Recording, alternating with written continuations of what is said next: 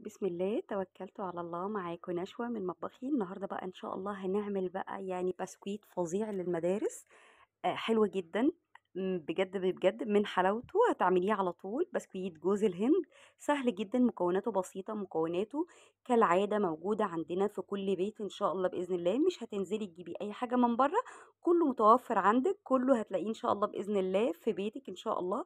بصي البسكويتة طعمها يجنن، حكاية حكاية حكاية. بصي عملت من 4 كوبايات دقيق كمية يعني ما شاء الله ما شاء الله ولا حول ولا قوة إلا بالله، كبيرة جدا.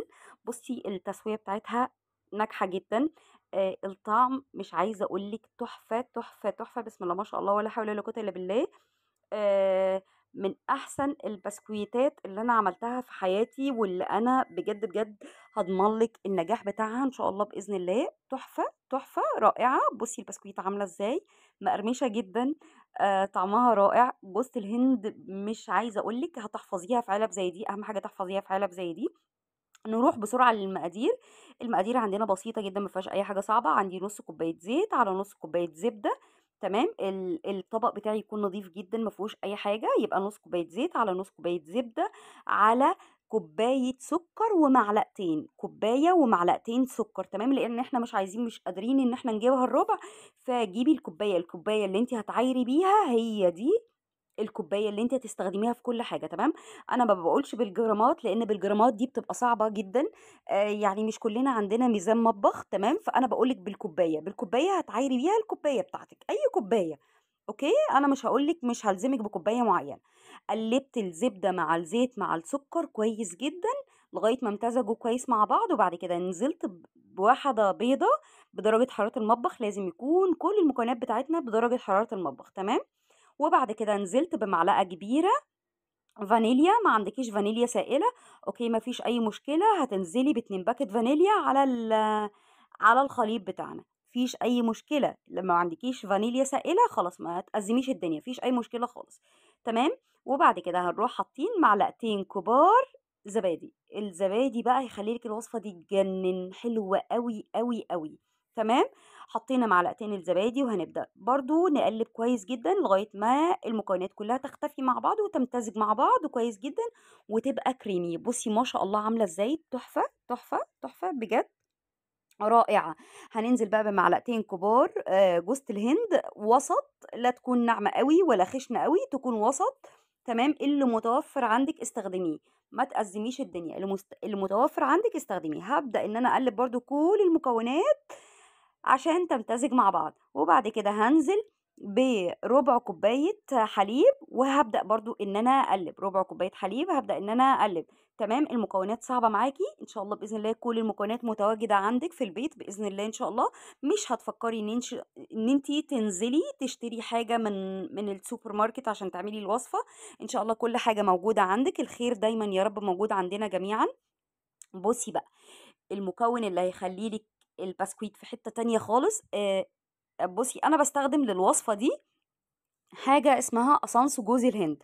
قصنص جوز الهند مش عندك، فانا اديت لك البديل. عندك سحلب، حطي معلقة سحلب كبيرة وهتديكي نفس الطعم بالظبط.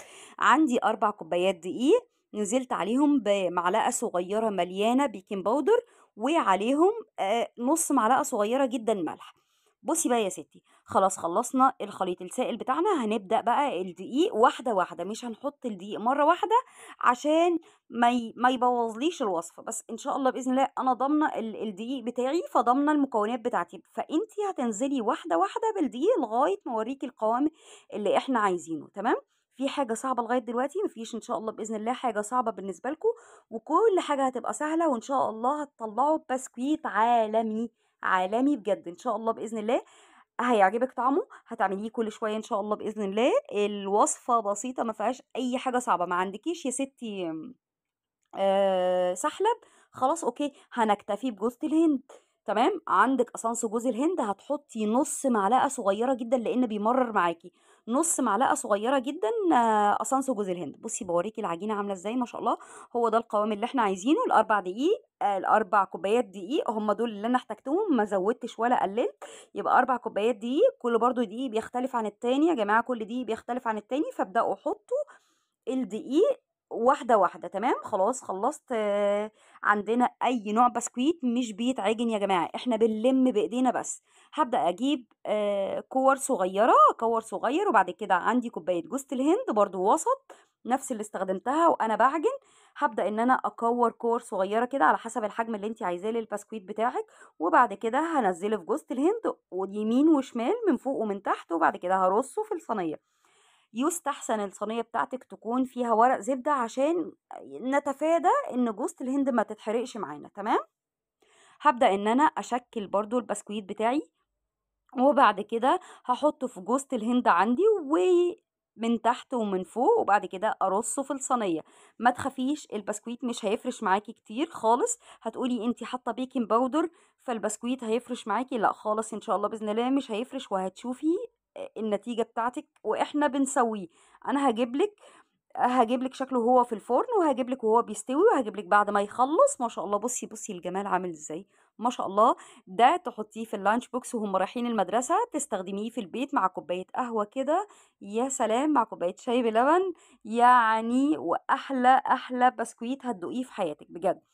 ما عندكيش زبدة عادي، ينفع تستخدمي زيت فقط لا غير، يعني ما تأزميش الدنيا. هتقولي لي ما عنديش زبدة، خلاص اوكي، ما فيش اي مشكلة، استخدمي زيت. هيقول لا، مش هيقول لا، وهيبقى طعمه يجنن برضه، هيبقى طعمه حلو جدا.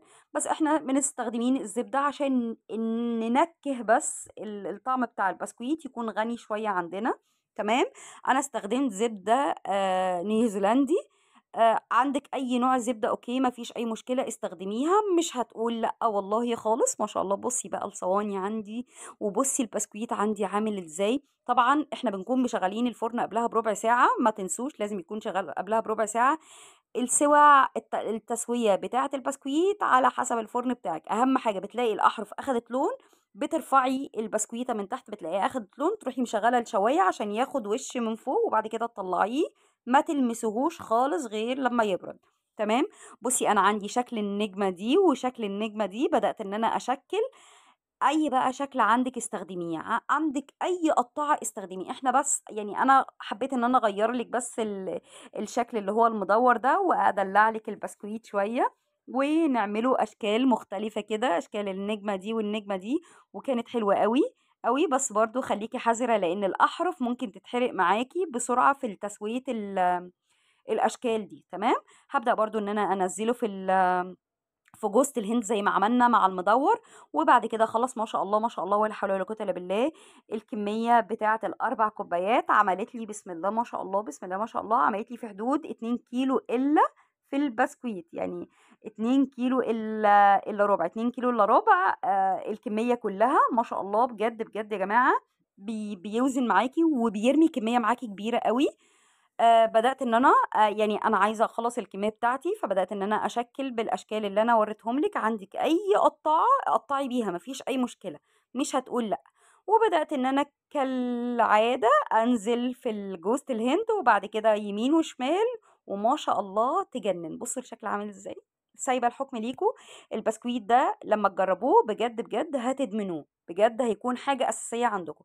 بصوا بقى التسوية بتاعتي عمل ازاي، ما شاء الله، ما فرش يعني ما فرش معايا كتير، حاجة بسيطة جدا جدا. ما شاء الله على التسوية، تجنن تجنن تجنن بجد، رائع رائع رائع. بس خليكوا حذرين بس لما بتشغلوا الشواية، خليكوا حذرين، ممكن يتحرق منكم في ثواني. ما شاء الله يجنن، ده مش محروق يا جماعة والله، ده التصوير حلو قوي قوي قوي. النتيجة عجبتني. إن شاء الله بإذن الله هتنفذوها، هتعجبكم جدًا، جدًا. نتيجة مضمونة، مقادير مضمونة إن شاء الله. هتجربوه، هيعجبكم جدًا، هيعجب الأولاد. ما شاء الله بُصّي عملت كمية معايا إزاي.